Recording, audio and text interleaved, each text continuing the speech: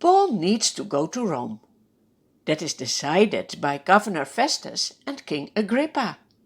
That is what they think. But we know it was decided by God already. His plan will always succeed. He knows what is best to expand his kingdom. He wants the good news about Jesus to be spread. That is why you hear this news as well. Now the time is there for Paul to face trial in Rome.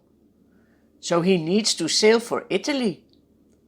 Paul and some other prisoners are handed over to a centurion named Julius. This Roman officer is a captain of the imperial regiment. They board a ship about to sail for ports along the coast of the province of Asia. They put out to sea. The next day they dock in Sidon. Julius kindly allows Paul to go ashore and visit friends.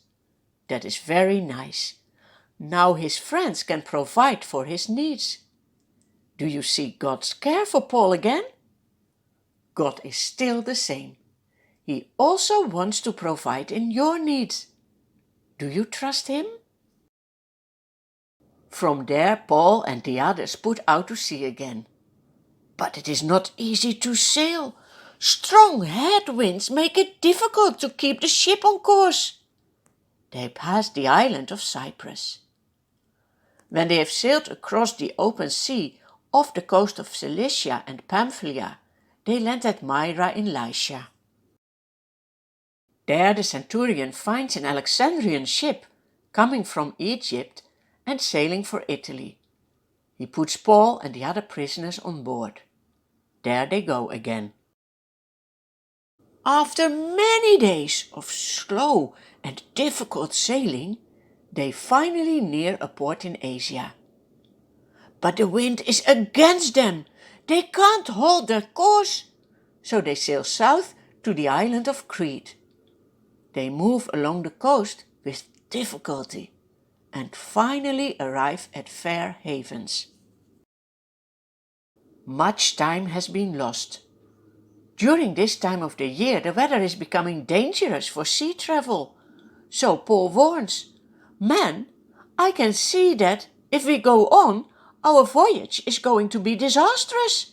It will end with much loss, not only of the cargo and ship, but it's also very dangerous for our lives." But the centurion, instead of listening to what Paul is saying, follows the advice of the helmsman and of the captain of the ship. They want to set sail.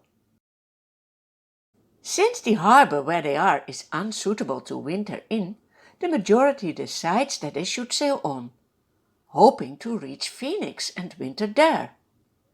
This is a harbor, also in Crete, which is more sheltered. When a gentle south wind begins to blow, they see their opportunity. They pull up anchor and sail close along the shore of Crete. But can you put your trust in circumstances? Before very long, the weather changes abruptly. A wind of hurricane force, called the northeaster, sweeps down from the island. The ship is caught by the storm. The strong wind blows them out to sea. The sailors can't turn the ship into the wind. They give up. The ship is driven along.